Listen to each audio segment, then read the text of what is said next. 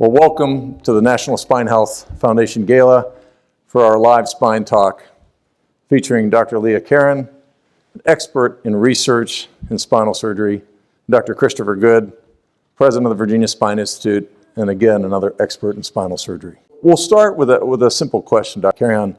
There's been a lot of fear and misunderstanding, a lot of myths about spinal surgery. And when you take a look at hip replacement, knee replacement, most people accept that that's a great surgery and it works very well. And I myself can say so. I've had both my hips replaced, so I know that it works and it's an incredible operation. But there's actually been recent research that has come out that shows that spinal surgery actually is better in improving the quality of life than these well-established treatments that we know work. Can you comment about the research that's out there showing and proving that spinal health care, spinal surgery, modern surgery works? Spine surgery actually improves the quality of life for patients almost as much or even better than patients who have had a total hip replacement or a total knee replacement.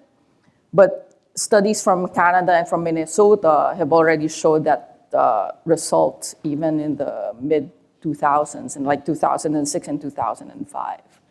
And I think the newest studies are just revisiting the same thing, where patients who have had low back surgery have had greater or equal to improvements, quality of life improvements as patients who have total joint replacements or total knee replacements or total hip replacements. So we're trying to see also, I mean, even for other disease entities, not just confined to orthopedics, we're looking at equivalent or even better results after spine surgery. The thing for us is that for most orthopedic procedures is that it's a quality of life threatening issue. And as we've seen from all those testimonials, it's really, I mean, do you just want to, exist or do you really want to live? And it's because, I mean, people really care about their quality of life. And, low back pain, scoliosis surgery are all quality of life threatening issues. And we want to be better at living rather than just, just be living. So That's great. Thank you. Thank you. Dr. Good, the spinal surgery over the years has evolved. What is leading to the improved success with spinal surgery? It's really critical for us to work on educating people. And if you look at the evolution of spine surgery, you still hear out there, oh, you don't ever have it, it's a last thing, and oh, if you have another one, you're going to need another one. And we really are a bit behind where we need to be in terms of educating people about the potential benefits. And if you look at it, you go into the hospital with a blocked artery in your heart, no one leaves without a stent these days, right? And we do not have modern spinal health care defined and understood by the general population. Part of what I'm really passionate about is not only educating people about what we've been able to achieve, but also looking at things toward the future. And both my parents have had back surgery, as many people here know, and my dad had a major spine surgery in the 1970s, and I tell people all the time, it's not your father's spine surgery anymore. And if you look at what we've been able to do, being able to take care of spinal problems in much less invasive ways has been one critical part. So, we used to have to do a lot of damage to the body in terms of getting in there to fix things. And there were tremendous ramifications to how invasive the surgery was and the damage we did on the way in and out. And being able to work through small incisions without cutting muscle. And it's not just about getting people up and out of the hospital faster, but being able to damage their body less as part of going after whatever their problem is. And another tremendous advancement, and really many of the people who are in this room and represented by people in this room, we're talking about, we see how critical the business side, engineering, the medical people working together to design better and improved implants, and working toward ways to take care of people's problems that preserves motion in their body rather than eliminating motion, and taking care of spinal problems by replacing discs with an arthroplasty or a disc replacement rather than a fusion, which eliminates motion. And bringing all these things together, to me, is really the future. And so I'm really passionate about the technical side of what we can do. And finally, I think if we look in the future, this is going to be really about using computers, using really exciting technologies like robotics, like navigation, augmented reality, to help surgeons see inside the body and take care of problems inside the body without having to cut it open and disrupt things to get there. And if we look at how we're able to take care of patients' problems compared to how we were able to do that even 10 or 20 years ago, it's been a tremendous advancement. And so, to me, I think, we look at people who've had spine surgery over the years, and you compare notes, and it's really kind of terrifying. And if you are going through these kind of problems, getting educated and understanding what is the current option, what is the current technique, because as we're hearing from so many of these spinal champions, there really are options, and there is life after spine surgery. I think you guys are also doing this one study looking at enhanced recovery after surgery. So not just the technical aspect, but also getting the patient ready for surgery. So Virginia Spine Institute is doing this one study where you're trying to do prepare the patient prior to surgery better than we used to before in terms of optimizing their nutritional status and making sure they're not given as much opiates during the anesthetic. That leads to a better recovery afterwards, and you're getting your patients out of the hospital earlier. You're ambulating them a lot faster. You're giving them less opiates after surgery. So that's one thing, aside from the technical aspect of surgery, that's important too, that I think Dr. Giussini is just looking at that study as well. But there's also patient education is also very, very important in terms of knowing that, you're not going to be bedridden for like 4 or 5, 6 weeks after surgery, that, you can get out of the hospital in 4 days, and, that, yeah, there is hope, and that this is not, you're not going to be handicapped at all after surgery. Because the nice thing is, like, several people around here are walking around with lumbar fusions, and you couldn't tell them apart from the people who have not had back surgery. That's the thing with lumbar fusions. Whereas if you see some of the hips, right, it's a totally different surgery. Yeah, no, it is phenomenal. I mean, actually, I sit up here with a fusion in my neck and 2 artificial discs. So, and you can't tell. It's something which with the technology today, we're putting people back to their lives. So, yes. This enhanced recovery after surgery is really cool. And one thing that's exciting about it is I feel like this is something we're involved with, and a lot of doctors that we're going to end up helping thousands of patients that we'll never meet. And what we're seeing, and we just actually got this accepted, and we're presenting this, but basically using techniques to enhance how we're doing surgery and improve everything from pre-op surgery to the way we're controlling pain around surgery and getting people out. We're showing that we're getting people out of the hospital faster with less pain and needing less narcotic pain medication to get through their surgeries. And so super exciting. And a great thing about that is, we can get every surgeon in the country, right? Everybody agrees that this is something that's phenomenal. And so the future of what we're going to be able to achieve when we get all these people on board is super exciting. It's interesting because one of the steps is just making sure that they chew gum after surgery.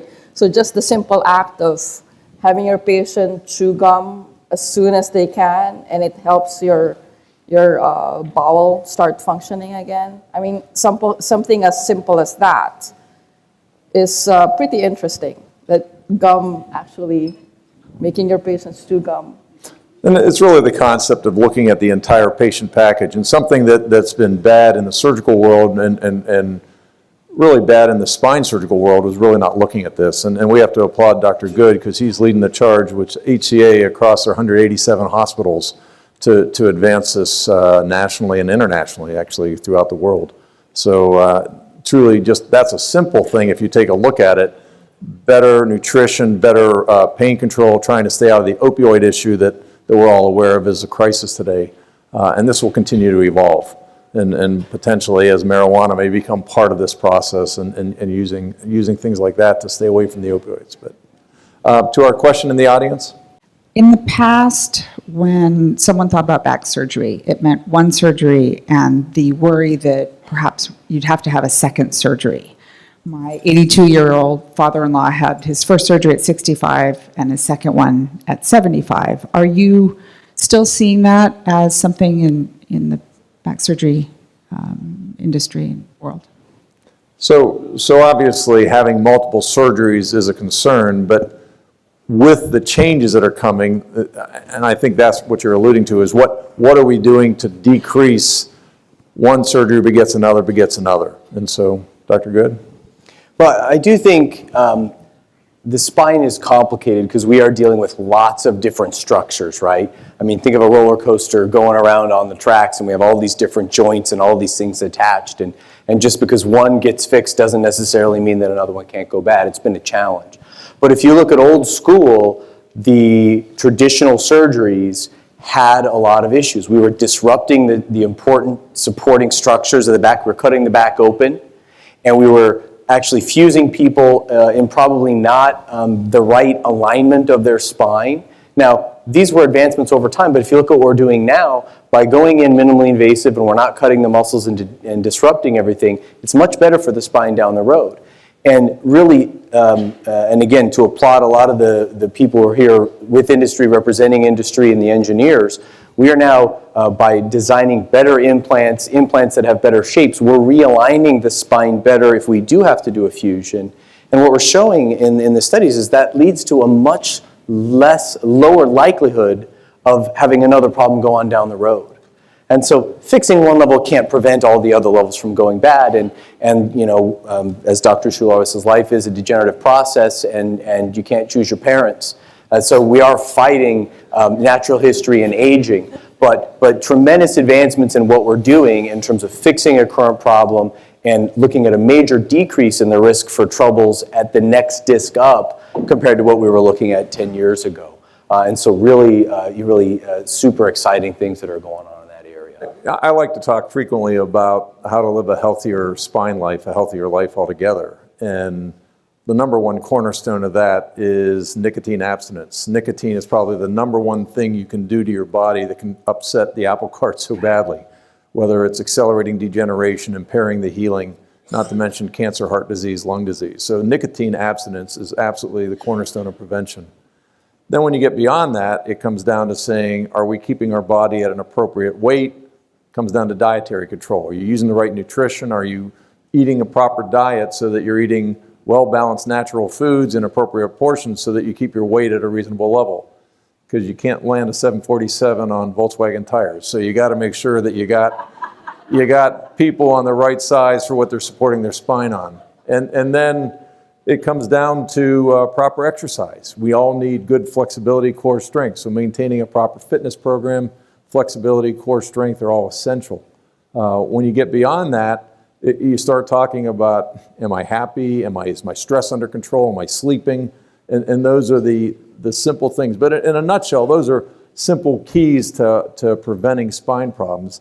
The last caveat I would put in is just ergonomics. You got to lift properly, move properly. And I like to talk about squatting. While we squat every time we sit in a chair, heavy squatting in the gym is probably the best thing for the spine business.